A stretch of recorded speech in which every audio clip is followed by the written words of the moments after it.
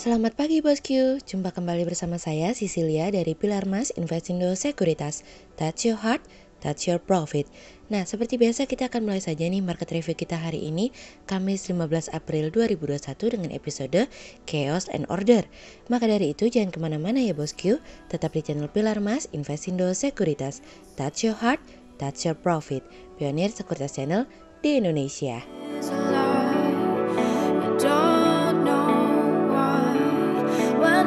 Seperti biasa kita akan mulai dari Global Economics Calendar. Ada berita dari US MBA Mortgage Applications yang naik dari sebelumnya minus 5,1% menjadi minus 3,7%. Kemudian ada dari US Import Price Index month on month yang turun dari sebelumnya 1,3% menjadi 1,2%. Kemudian ada dari US Industrial Production SA month on month yang turun dari sebelumnya 0,8% menjadi minus 1%. Sementara year on year turun dari sebelumnya 0,1% menjadi minus 1,6%. Kemudian kita beralih ke corporate news. Ada berita dari PT Cahaya Putra Asa Keramik Tbk atau CAKK yang sedang dalam proses perluasan jaringan distribusi ke Indonesia bagian timur dari kontan.go.id. Kemudian ada dari PT Langgeng Makmur Industri Tbk atau LMPI yang meraih penjualan bersih 513,61 miliar rupiah hingga periode 31 Desember 2020 turun tipis dari penjualan 517,51 miliar rupiah di periode yang sama di tahun sebelumnya dari iqplus.info. Kemudian ada dari PT Mayora Indah Tbk atau Mayor yang mengantisipasi potensi kenaikan permintaan produk makanan dan minuman selama periode bulan Ramadan dari kontan.go.id. Kemudian pada perdagangan hari Rabu tanggal 14 April 2021, IHSG ditutup menguat sebesar 122 poin atau 2,07% ke level 6050. Sektor keuangan, aneka industri, industri dasar, perkebunan, perdagangan properti, infrastruktur, pertambangan, industri konsumsi bergerak positif dan menjadi kontributor pada kenaikan IHSG. Sementara investor asing mencatatkan pembelian bersih sebesar 1.026 miliar rupiah. Kemudian kita akan masuk ke market review kita hari ini. Cerita hari ini akan kita awali dari Eng Ing Eng. Pada akhirnya di tengah fase pemulihan ekonomi, Bank Sentral Singapura mempertahankan kebijakan moneternya untuk tidak berubah. Namun nada dovish mulai sedikit berkurang karena Bank Sentral Singapura melihat potensi pemulihan yang lebih cepat ke depannya. Bank Sentral Singapura menyatakan bahwa sikap kebijakan yang akomodatif masih akan digunakan. Tidak hanya itu saja, bosku, Bank Sentral Singapura berharap bahwa pertumbuhan ekonomi dapat melebihi ekspektasi sebelumnya dan inflasi akan mencatatkan kenaikan secara bertahap. Bank Sentral Singapura masih akan tetap mengelola nilai tukar dolar, mempertahankan posisinya untuk tidak berubah. Kemiringan saat ini adalah 0% yang dimana memberikan sebuah gambaran bahwa Bank Sentral Singapura tidak sedang mencari apresiasi terhadap nilai tukar yang dilakukan sejak pandemik awal tahun lalu. Bank Sentral Singapura juga menunjukkan prospek penguatan di sektor jasa terkait dengan perdagangan domestik dan modern, meskipun pembatasan perjalanan masih akan memberikan tekanan terhadap permintaan. Sejauh ini kami melihat perekonomian Singapura masih akan sesuai dengan ritmenya, bahkan mungkin berpotensi menjadi jauh lebih baik asalkan vaksin juga lebih cepat diberikan kepada masyarakat dunia. Bank Sentral Singapura juga mengatakan bahwa inflasi inti yang diproyeksi rendah tahun inilah yang membuat Bank Sentral Singapura mempertahankan sikap kebijakan yang akomodatif. Pernyataan Bank Sentral Singapura juga memberikan sebuah gambaran bahwa mereka mulai melakukan kalibrasi ulang secara perlahan namun tidak terlalu agresif. Ada tanda-tanda bahwa Bank Sentral Singapura akan mulai secara perlahan untuk melakukan pengetatan kembali, meskipun kami melihat pengetatan akan berdasarkan proses pemulihan ekonomi yang terjadi. Meskipun ada potensi pengetatan, namun kami melihat paling cepat mungkin tahun depan hal tersebut baru bisa terlaksana.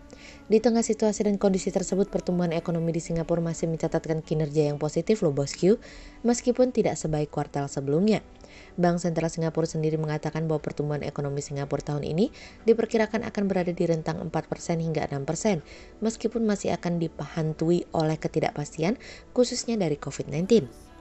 Inflasi inti sendiri meskipun masih dalam posisi yang rendah, berpotensi untuk mengalami kenaikan dalam beberapa bulan mendatang. Inflasi diperkirakan akan mengalami kenaikan dari 0,5% hingga 1,5%. Stimulus fiskal sendiri telah melakukan banyak hal dengan memberikan program bantuan untuk mendukung bisnis dan para pekerja dengan nilai 100 miliar dolar Singapura atau 75 miliar dolar. Sejauh ini, manufaktur di Singapura telah tumbuh 7,5% pada kuartal pertama. Konstruksi masih berkontraksi sekitar 20,2% secara year on year pada kuartal pertama, dan industri jasa mengalami penurunan dari 4,7% menjadi 1,2%. Bank Sentral Singapura menekankan bahwa penyerapan tenaga kerja masih dalam tingkat kecepatan yang lamban. Hal ini juga yang dialami oleh The Fed nih bosku. Oleh sebab itu, kami melihat bahwa tahun ini mungkin Bank Sentral Singapura masih belum akan mengubah kebijakannya, namun tidak menutup kemungkinan akan mengalami perubahan pada tahun 2022 mendatang. Nah, berbicara soal The Fed nih bosku, pada akhirnya kemarin Powell mengatakan bahwa The Fed mempertimbangkan untuk melakukan pengurangan pembelian obligasi sebelum menaikkan tingkat suku bunga. Powell mengatakan bahwa The Fed akan mencapai titik di mana The Fed akan mulai melakukan pengurangan pembelian obligasi ketika kami telah membuat kemajuan substansial lebih lanjut untuk menuju pemulihan sesuai dengan target kami pada bulan Desember lalu. Saat ini para pembuat kebijakan mulai menunggu inflasi untuk mencapai 2% dari waktu ke waktu dan melihat pemulihan pasar tenaga kerja penuh sebelum pada akhirnya mempertimbangkan untuk menaikkan tingkat suku bunga. Setelah The Fed menyampaikan sesuatu yang mengkhawatirkan, The Fed mengatakan lagi nih bosku, namun keduanya baik inflasi maupun tenaga kerja tidak akan mencapai titik pemulihan penuh sebelum tahun 2022 mendatang. Namun adanya kemungkinan adanya taper tantrum diperkirakan akan semakin besar nih bosku. Powell mengatakan bahwa ketika saatnya tiba nilai pembelian obligasi menjadi nol, ukuran neraca tetap dan ketika ada obligasi yang jatuh tempo, maka The Fed mulai untuk menginvestasikannya kembali. Dan sejauh ini The Fed belum memutuskan akan menjual obligasinya ke pasar atau tidak, sesuatu yang belum pernah dilakukan sejak krisis keuangan 2008. Setelah sebelumnya Powell melemparkan percikan ke pasar, Powell kembali menenangkan dengan mengatakan bahwa mereka berjanji untuk bersabar untuk tetap mempertahankan dukungan kebijakan moneter yang agresif meskipun pemulihan mulai berlangsung dengan sangat cepat. Powell menambahkan juga nih bosku, sejauh ini pasar hanya terlalu berfokus dengan apa yang kita sebut dengan proyeksi ekonomi, namun kami berfokus terhadap hasil seperti yang kami jelaskan sebelumnya. Proyeksi mereka memperkirakan bahwa ekonomi tumbuh sebesar 6,5% pada tahun ini dan angka pengangguran turun menjadi 4,5%. Powell mengatakan bahwa perekonomian Amerika mulai memasuki periode pertumbuhan dan penciptaan lapangan kerja yang lebih cepat, namun resiko ketidakpastian masih akan tetap ada. Meskipun Powell mengatakan yang menenangkan pada akhirnya, kami sendiri yakin bahwa The Fed sedang menguji reaksi pasar terkait dengan taper tantrum. Memang benar, hari ini atau nanti kita tetap harus menghadapi. Namun pertanyaannya adalah dengan situasi dan kondisi seperti apa nanti kita akan menghadapinya. Biar waktu yang akan menjawabnya nih bosku. Kemudian cerita selanjutnya datang dari sebuah survei. Dalam survei kegiatan dunia usaha atau SKDU, Bank Indonesia menyebutkan pemulihan pada dunia usaha telah terakselerasi di kuartal 1 2021 ini dibandingkan periode sebelumnya. Bank Indonesia mencatat nilai saldo bersih tertimbang kegiatan usaha pada kuartal 1 2021 sebesar 4,5% lebih tinggi dibandingkan pada kuartal 4 2020 minus 3,9%. Peningkatan tersebut didorong sejumlah sektor yang telah pulih, di antaranya sektor pertambangan, pertanian, perkebunan, peternakan, kehutanan, dan perikanan, serta industri pengolahan. Menurut responden dari survei tersebut, peningkatan kinerja pada sektor pertambangan didorong oleh permintaan yang menguat serta kebijakan pemerintah yang mendukung sektor tersebut bertumbuh. Sedangkan peningkatan di sektor pertanian, perkebunan, peternakan, kehutanan, perikanan ditopang oleh musim panen raya pada komoditas tanaman bahan makanan, sementara sektor industri pengolahan didorong oleh meningkatnya permintaan menjelang Ramadan dan Idul Fitri. Namun di sisi lain, sektor konstruksi mengalami penurunan yang lebih dalam dengan SBT minus 0,65% dikarenakan masih terbatasnya kegiatan bangunan maupun baru dimulainya proses tender proyek. Di samping itu, sektor pengangkutan dan komunikasi juga terkontraksi dengan SBT sebesar minus 0,45% sebagai dampak dari pembatasan kegiatan masyarakat yang dilakukan oleh pemerintah. Sejalan dengan perkembangan kegiatan usaha, Bank Indonesia mencatat kapasitas produksi terpakai mengalami peningkatan pada kuartal 1 2021 menjadi sebesar 73,88%, naik dari capaian kuartal sebelumnya sebesar 71,96%. Sementara itu, penggunaan tenaga kerja pada kuartal 1 2021 diindikasikan membaik meski masih dalam fase kontraksi dengan SBT sebesar minus 5,69%, membaik jika dibandingkan dengan kuartal sebelumnya dengan SBT minus 10,18%. Pemulihan ini didukung oleh PMI BI yang pada kuartal 1 2021 meningkat 50,01% dari 47,29% pada kuartal 4 2020. Sementara itu pada kuartal 2 2021, komponen volume persediaan barang jadi diperkirakan meningkat dan berada pada fase ekspansi dengan indeks 55,64% seiring dengan peningkatan volume produksi. Meningkatnya utilitas pabrik dan pesanan diharapkan dapat segera tercermin pada pertumbuhan ekonomi di kuartal 2 2021 ini. Pemulihan yang berlangsung lebih cepat dari perkiraan dinilai dapat memberikan kepercayaan diri investor untuk dapat kembali berinvestasi baik pada sektor keuangan maupun sektor real. Sehingga berdasarkan technical analisa, kami melihat saat ini IHSG memiliki peluang bergerak menguat terbatas dan ditradingkan pada level 5.982 hingga 6.116. Tetap hati-hati, percikan Powell mungkin akan membuat pasar berbalik arah. Berikut stock watch pilar emas hari ini ya bosku. Yang pertama ada dari RALS, kemudian yang kedua ada dari BRPT, dan yang ketiga ada dari TPIA. Berikut dua saham yang kami analisa hari ini ya bosku. Yang pertama ada dari ELSA atau PT El Nusa Tbk yang laba bersih turun 30% pada tahun 2020. Laba bersih yang dibukukan perusahaan di tahun 2020 mengalami penurunan kinerja di mana laba bersih turun 30,12% secara tahunan menjadi 249,08 miliar rupiah pada 2020.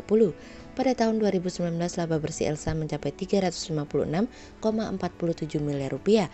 Penurunan laba tersebut seiring dengan turunnya pendapatan sebesar 7,84% jika dibandingkan dengan pendapatan tahun 2019 yang mencapai 8,38 triliun rupiah. Hal ini dampak dari volatilitas harga minyak, fluktuasi nilai tukar hingga perkembangan COVID-19 yang sepenuhnya belum pulih dan bakal berdampak pada aktivitas industri secara keseluruhan.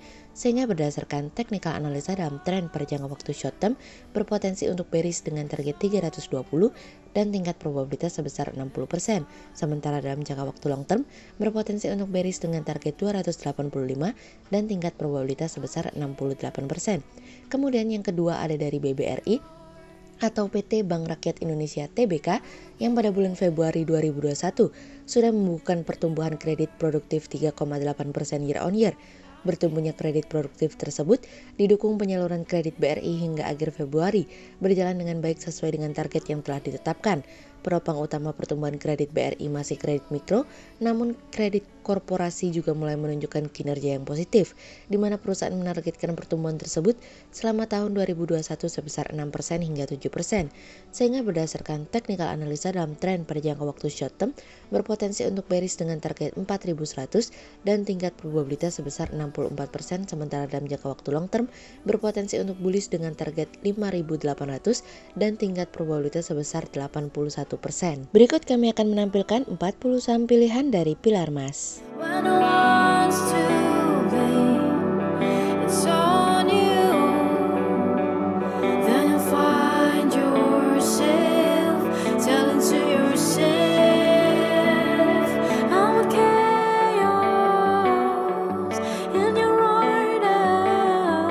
Sekian untuk review market kita kali ini ya bosku. Untuk info lebih lengkapnya bosku bisa download PDF dengan klik link di bawah video ini, atau bisa juga langsung akses ke website kami di www.pilarmas-investindo.co.id.